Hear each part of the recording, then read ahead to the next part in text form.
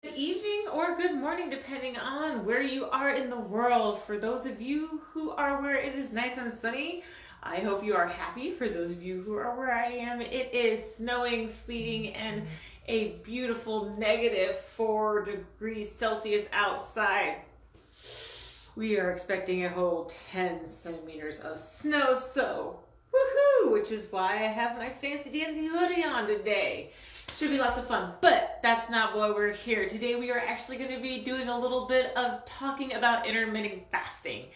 And why did I pick this topic for the week? Well, you can thank my mom, who has been calling me because apparently it has been a thing that her and her sisters have been chatting about lately. And so she had a bunch of questions about it. And so through answering her questions, I kind of thought maybe other people would have some questions. So let's get started. I mean, we have seen so many different trends, so many different diets, different things that we call diets, right? We've definitely last year, keto was massive, right? Low carb, high fat diet. We've had the calorie counting or the Weight Watchers kind of diets. We've had those Mediterranean diets. We've had DASH diets. I can go on and on. Plant-based diets, everything else. Yeah, we've had all of those. And as so many of you, I am sure, you have tried, just like I have, a ton of them over the year from college all the way up to now. And after a few months of progress and in the end, I always end up giving up and plateauing and kind of just ending up back where I started. That seems to always kind of be the effect with so many diets that people try. So why we're taking a closer look at intermittent fasting and what it really is, and does it work really? Does it have all these benefits? What is all the hype about? And can it really help people lose weight long term? Because at the end of the day, that is really the goal. The goal is not to lose weight, between today and in 6 months so we can hit the beach. Our goal is to lose weight long term and for that weight to stay off. Okay, so to do this, I guess the most simple way to kind of simplify intermittent fasting is saying that it restricts the time that you're actually allowed yourself to eat, which simply, most basic terms, reduces the amount of calories that you can eat, right? And when you reduce the amount of calories you eat, it leads to losing weight, right, over a period of time. So in some studies, intermittent fasting has been shown to cause a 3 to 8% weight loss over a 1 to 6 month time frame. All right, so like a 3 to 24 week. Right, I don't want you to think that you start intermittent fasting and then 2 weeks everything drops off. This is a 1 to 6 month study, 3 to 8%. Okay, so as well as that, we can also look at the circumference of the waistline. That's where we have that tape line that we do around our belly button, right? So we can see it's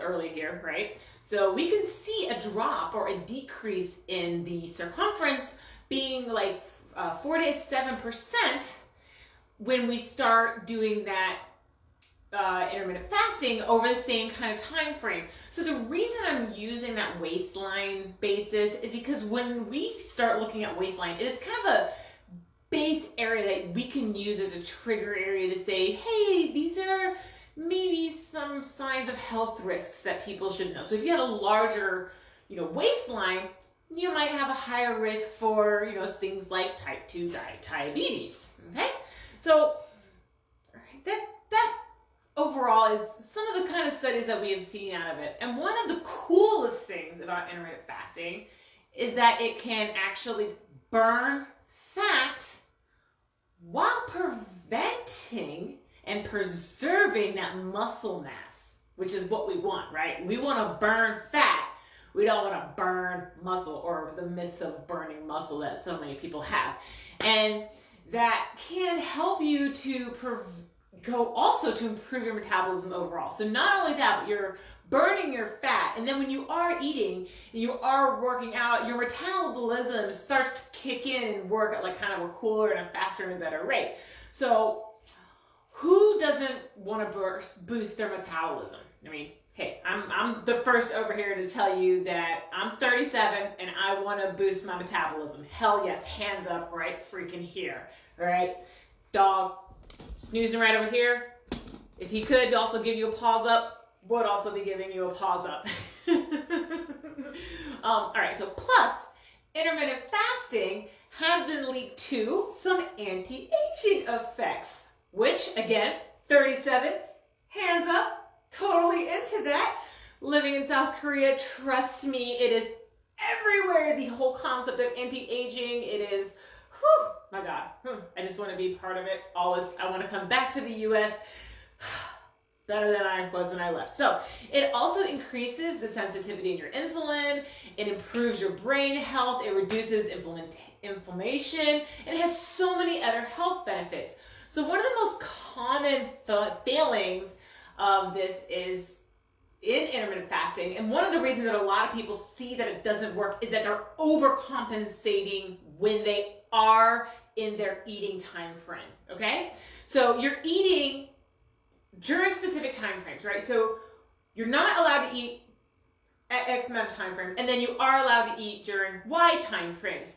But all of a sudden, when Y opens up, they don't restrict their calories to their, the expected caloric intake that you're allowed. So let's say you're supposed to be a person who has 1,400 calories a day, and you say, I want to try intermittent fasting. Okay, great. X, you don't eat. Y, you eat. During Y time frame, you eat 1,400 calories.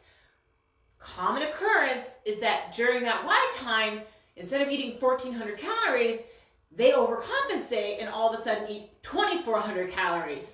Well, that's going to cause a huge chop and a huge failure in your attempt to make that intermittent fasting work and last long term. All right? So you still have to control your caloric intake, because at the end of the day, right, we all still need to be aware of the calories that we're putting in the body, the fat that we're putting in our body, the protein that we're putting in the body, and the carbohydrates that we're putting in the body. Right? So there are a number of ways that we can do intermittent fasting. Right? It doesn't have to be just one way. All right? It is not just a one size fits all. It provides so much flexibility. This is why it is not really a diet. This is just more of why it's just kind of life, is the way I kind of look at it, right? It can, and because there are so many varieties, and because there's so many ways of doing it, you can find something that actually does work for you. All right, so I'm going to just give you a few examples, but there are so many more out there, and there are so many ways for you to vary, to make different variations of it, right? You see the advertisements going, your body type's this, you have to do this, and they give you 3 versions of intermittent fast. No, bullshit. All right, no. It is not 3. There are not 3 ways. There's not 2 ways of doing it. There are tons of ways. I'm going to give you 6 examples right now of how you can do it, and that's not even all of them. All right? So let's just say, for example, for myself, I'll use me as an example, all right? Because that's pretty easy. I know what I do. So 7 days in the week, Sunday evening, I have my last meal at Sunday around 5 o'clock. I then go into my first intermittent fasting. I fast for 24 hours until Monday at the same time that I finished my Sunday meal. That means I go through my entire day. I do my regular workout. I go for my walks with my dogs. I'll do my cardio. I'll do everything just per normal. I'll drink my water. I'll have tea. I'll go through the day, and then I'll have dinner Sunday, and I'll proceed throughout the rest of the day. Then, throughout the rest of the week, Tuesday, Wednesday, Thursday, Friday, Saturday, and Sunday, I will fast in the mornings, so I will have a fasted workout. I will not eat until later in the afternoon. I will get up in the mornings, I'll have my, my water, I'll have my pre-workout, I'll do my workout, I'll take the dog out, I'll get, lunch prepped, and then around 12 o'clock, I eat lunch. So then, again, I'm having a second type of fasting throughout my week. But again, this is me. This is what I have found that fits with my schedule, my body, right? That doesn't mean it's gonna work for you. So okay, we're gonna go through 6 different types super duper quick so that I don't take up everybody's time for the day, and we can all get on with our weekend, because I hope that the rest of you, like me, are enjoying a longer weekend for the holidays. Monday for us, so MLK Day. Woo, woo, woo, woo, woo. Right? So, anyway, so our first one that we're going for is that 16-8, right, method. The 16-8 method is where you're fasting for between 14 and 16 hours of the day, and you're only allotting 8 to 10 hours of the day to eat. All right, so let's say, for example, you're only eating between 12 o'clock in the afternoon and 8 p.m. at night. That's it, right? This method is the one that I use pretty much every day. This is the one that I find super easy because I do not like to eat breakfast. I'm not a morning eater. I'm not hungry when I get up. And I find it very easy to still fit in 2 to 3 good meals a day. I still have no problem getting in the calories I need, and trust me, sometimes more than I need, but whatever, all right? So no problem getting in 3 full meals, but I'm only eating for, between that 12 to 8 p.m. at night. Then you have something we like to call the 5-2 diet, right? I had an aunt who used this method, and she did really, really, really, really well on it. So you eat normally for 5 days of the week, and then for 2 days of the week, you restrict your diet to about 500 to 600 calories. And it's called, I think it's called like a fast diet in the UK, and it was popularized in a British journal, which is pretty sure how I think she found out about it. So, I don't know, but it's really important on the days that you are restricted to stay restricted, and it is very important on the days that are your normal days, on those other 5 days, that you're still staying within that doctor recommended caloric intake amount. So again, if your doctor is saying you have to have 1,400 calories a day on your normal days, you're not all of a sudden bumping your calories up to 2,000 calories a day or whatever the case is. You're still staying in that caloric intake, and then on the other 2 days, you're closely monitoring it, looking at everything you're eating, checking the serving size, right? And you're checking the calories per serving, and you're making sure you're staying within that 500 to 600 calories, because it is extremely easy to overeat, right? So then you also have that eat, stop, eat method. All right, so this was popularized by a fitness expert called Brad Pillen, right? So this method involves a full 24 hours of fasting, right? Once or twice a week. So this is what I do my Sunday through Monday. When you do fast for that full 24 hours, obviously you still need to stay hydrated, because our bodies are, pretty much like 75 to 80% water, right? We have blood flow, everything, water, right? We need water. So just because we're not eating doesn't mean we're not hydrating ourselves. So we can still drink water, still drink tea. Green tea is great for stuff like that. I prefer black tea, but with a little bit of milk, but that's me. All right, coffee, 0-calorie beverages are also excellent choices that you can really do. We're not looking at things like,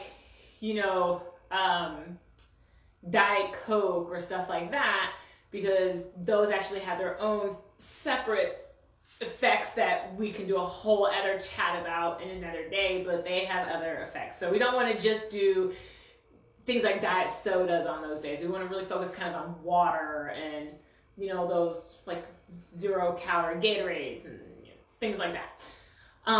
But on those, we're not having any solid food. So if you ever watch like my 600 Pound Life or whatever, like right after they do their surgeries, a lot of them are on those liquid diets, all right? They're not allowed any food for so long. This is kind of the same kind of concept. But once you break that 24-hour fast, once you do go back and put something in your food, like my dinner on Monday night, I want to make sure it is extremely well-rounded and well-balanced. I want to make sure there's protein in there. I want to make sure there's a lot of vegetables in there. I want to make sure I'm getting a nice rounded diet, right? Because I want my body to get everything it needs. I don't just want to break my diet with like a bag of Cheetos sitting in front of the TV just munching along. I mean, trust me, there are some times after a stressful, anxiety-full, weather sucky, just mindset crushing bad shit day where, you know, sometimes I want to fall into that, but I have to not, right? So, all right, number 4, we have our alternate day fasting. So this is our every other day, you do a 24-hour fast. Or instead of 24 hours, completely no food, you eat under 500 calories. On these days, you don't have to just fast, but as long as you can maintain under that 500 calories, you can still enjoy your meals, your 3 full meals on the alternate days, and then on the other days, nothing. This can be a little extreme. If you've never done anything like intermittent fasting before, this would not be the one that I suggest you just jump right into and say, hey, you know what? There are 7 days in the week and 4 of them I am not going to eat anything. Because your body and your mind might kind of just backlash at you and be like, yeah, what the hell? All right, so it can be a little bit extreme. You might want to start off with some of the other ones. You know, it is easy and kind of tempting because intermittent fasting can be this idea of a golden ticket and the way to lose and sustain everything. But you can always work your way up to it. I mean, just because you have a friend's wedding in a couple weeks, like I said in the beginning, these results can take months to occur. So going into an alternate day fasting because you have your sister's wedding in 6 weeks, don't expect to drop that weight like that, okay? This is not a diet. This is a change in how you're doing everything, all right? So another variation, number 6, we're gonna call the warrior, right? So I had a coworker who literally lived and died off of this diet. He breathed it, he preached it. This was his go-to baby boy, and every meeting that we had, he knew I was into fitness as well, and he'd always be like trying to push me onto this, and it wasn't my thing, but it was definitely his, man, and he loved it. All right, he would every morning, every meeting, I would see him in the morning meetings, he'd be just nibbling away on some carrots or broccoli or whatever, just vegetables all morning long, just eating. He'd have this massive lunch, right? Just huge lunch around like 3, sometimes 2:30, sometimes 4 o'clock, depending on his work schedule or whatever the case may be. But that was it. He would eat nothing else for the rest of the day. I don't know what he would do when he went home with his family. Like, he had a son and a wife. Like, I don't know if he just sat there and drank water and watched them eat. Never asked. Probably should have, actually, now. I'm kind of curious. But I have no idea. But he did this for I worked with this man for 5 years, and he did this religiously every single day, in and out.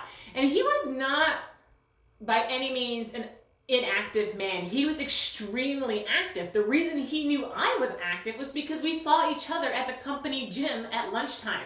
We would be at places like the Spartan race or like the Warrior Run or something like that, and we would see each other at these runs and stuff like that. Like, we would see each other at half marathons. So we knew each other outside of work because of both of our passions for fitness. So I watched this man do this for 5 years, and it worked for him. He was definitely, I don't want to say like super old. I mean, I was still in my mid-20s, so he looked in his late 40s, 50s, but I mean, hell, his son was like 18 or something, graduating from college, and he looked great. So, whatever. It worked for him. He was crushing it. He was killing it. And I don't know if he ever stopped doing it. He lived, breathed, and died by it, and it worked for him, right? That was his thing. So now, the next thing we have, the last one on our list of 6, is these spontaneous meal skipping. We can go into a bunch of jibber jabber on what this is, but I just like to call this one life. This is just life, because sometimes, well, damn it, we all get busy and we forget and we skip a meal.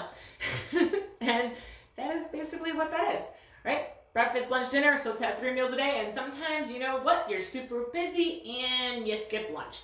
Or you're running late and you miss breakfast. Or you didn't get home in time and you couldn't quite, you're just tired and you're not getting dinner. Life happens, shit happens, you skip meals. So yes, there are a whole bunch of terminology thingies of why blah, blah, blah, blah, blah, but that's what it is. We accidentally skipped a meal. So those are just 6. Those are 6 right there. 6 different ones. You can pick and choose, put them together, add them all up, whatever works for you, mix and match, go for it, right? Whatever the case may be, it is completely up to you. That is the beauty of this way of living and eating. It is 100% flexible and it can work for you. So common, right? We hear it's all about calories, right? Everybody's like calorie, calorie, calorie, calorie, calorie. Even as a personal trainer, right? It becomes almost like a habit to tell our clients, like, eat less, exercise more, eat less, exercise more, eat less, exercise more, right? But it becomes like a broken record. Like, I feel like a broken record sometimes. And it gets crazy because I don't know. I mean, how much calorie reduction can you do, and can it last for 6 months, right? Before they plateau, and before my client ends up coming back to me and saying, oh, I ended up snacking, oh, I ended up cheating, oh, I went out with a friend and had 6 margaritas, some nacho chips, and tacos on Taco Tuesday, and right? Like, I sound like a broken record, right? I want to give my clients something that will work for them long term. It's super easy for me to stand there and be like, well, you know, if you just eat less and exercise more, it'll work for you. But, God, right? Oh, this is just nonsense, right? I feel like I'm just giving them a bunch of BS. They can get that from anybody. They can, right? Literally, anybody, right? But it's not like that, right? When we eat food, when we eat healthy, right? We have healthy food here. We're on a healthy diet. We're not just grabbing that junk food from the drive-thru, which, Burger King tonight. No, I'm just kidding. Am I? Anyway, so when we're eating food, we're eating that healthy food with just lots of protein, lots of vegetables, and kind of like lighter on the carbohydrates, but we still really want to have, you know, our healthy carbs, you know, that is going into our body, right? And the insulin in our body is what it goes into, right? So healthy foods, the insulin in our body goes up. Healthy foods, insulin in our body goes up. And then the sugar in the liver is produced, and the fat in the liver is produced, and it's all stored there. Okay? Food, insulin, fat in the liver. Boom. And sugar in the liver, right? Right? Sugar, where we get our energy. Fat is backup energy. Right? So insulin, right? By putting that food, by turning it into our sugars and our fats and storing it away through our liver, it's doing its job. And it's doing a great job. That's what it's supposed to do. And, right, when we get that healthy diet, we get that mix of that protein, our fat, our carbohydrates, the carbs get turned into that, into the sugars and into our glucosan. And when we have too much of it, right, when we have too much sugar and our liver goes, okay, there's too much here. Hey, you know, that's a lot of sugar. What should we do with this? We don't know what to do with it. And then it's like, all right, well, we got to store this. We got to store it somewhere for later, right? Because we don't know what's going to happen down the road. We don't know that our liver is not informed that we have a GPS that tells us that there are 6 fast food restaurants, 2 grocery stores, 3 7-Elevens, and 8 convenience stores within walking distance, right? That liver doesn't have that information. Our liver just goes, I don't know when I'm going to get more stuff to store. So the liver turns the glucose and it stores it in our body as fat, and it saves it for later usage, right? And you know what? Good job, right? Insulin did its job, did what it was supposed to do, put that stuff in there, saved it for later. Liver did what it's supposed to do, boom, saved its stuff for later. Excellent job. The problem is that getting the insulin to let the glucose back out, right? That fat back out, that's the hard part, and that's where the fasting comes in. That's why the fasting plays this awesome little role of helping us to reduce all our calories. So when we do fast, we decrease the insulin levels in our body, which helps us to burn the sugar, and then start burning the fat, right, that we have stored up. Because once we burn off all that sugar, our body's like, all right, we need more energy. Nothing else is coming in. The insulin levels have decreased. Now we have to start burning. Now we have to start burning the fat that's stored. So now we get the energy out, and our body can pull the fats and the sugars out of all the storages, and it uses it all up. And we're probably, just you sitting here right now, you're probably sitting on a good 24 to 36 hours of just sugar and energy stored away without touching any kind of food in your life that you need right now. You probably not eat anything and just function fine, right? It's not like, basically if you're looking at me sitting on a couch in a heated or air conditioning building, you're good, right? You're not, it's okay. You could probably go 24 hours before your body starts going, okay, crap, now I need to go into the fat storage area to start pulling energy, right? We have that sugar already there, already ready to go. Hi, babe. Yeah, so handsome, all right? So, and yes, I've heard of those myths. There's tons of them. When I started fitness, when I was going into fitness, that if you don't eat, your body will burn your muscles, right? Or guess what? Well, they must have missed that day in class, because you know what? It's not going to, because protein is not a storage form for energy. So it's not gonna get burnt like that. That's not how that works. Sorry. All right, or starvation mode, right? That's another one I heard a lot. Oh no, my God, if you don't eat, you're gonna go into starvation mode, and everything's gonna go backwards. It's just, oh my God, everything's gonna be horrible for you. Well, did you know that in 1972, there was a 27-year-old man, Dennis Goodwin, who survived on fasting for 382 days. Now, he wasn't just doing it for fun, he was doing it to make a statement, like a statement against things. But he dropped from 456 pounds down to 880 pounds, all right? This is 382 days of not eating, okay? So his body didn't suddenly kick into starvation mode and things didn't suddenly hit the fan or whatever, because you know what? When you don't eat, your body will actually give you more energy, right? So that you can go out and find food. Your body will actually boost your metabolism to give you that energy so you can go out to survive, right? That is just human nature. Your body will give you more tools to find the food to survive, because that is how we have survived for years. So since we have been, since way before there have been 8 McDonald's around every single corner, we have been doing this, right? We have been cavemen, we have been hunting for our own food, not knowing where it is. And it has been a while. So, but you're not going to hit starvation mode. If you don't eat, your body's not going to turn around and start breaking down all your muscles and eating the protein, because there's no energy stored there, right? That's just not how things work, all right? Why not just simply give it a try? It's not a diet. It's not a fad. It's not anything super duper fancy. And, well, why not try it? Like I said, it's simple. There's no meal planning. There's no prepping. There's no cooking, there's no anything you have to follow, right? It's free. There's literally no groceries involved. It is not eating. So if there's not eating, you're not spending money, so you don't have to buy groceries.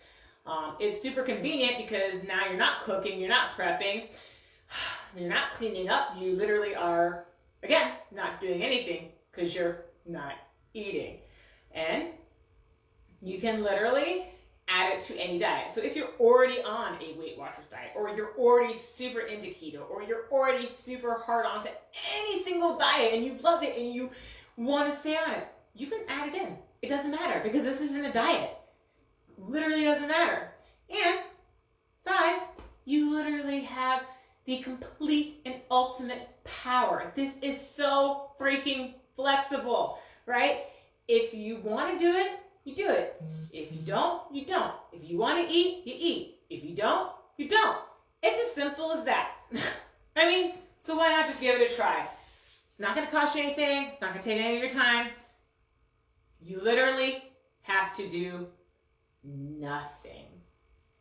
All right, but anyway, please remember, when you are fasting, it is still very, very important to stay hydrated. Just because you are consuming nothing solid does not mean that you are not drinking water, tea, coffee, something like that.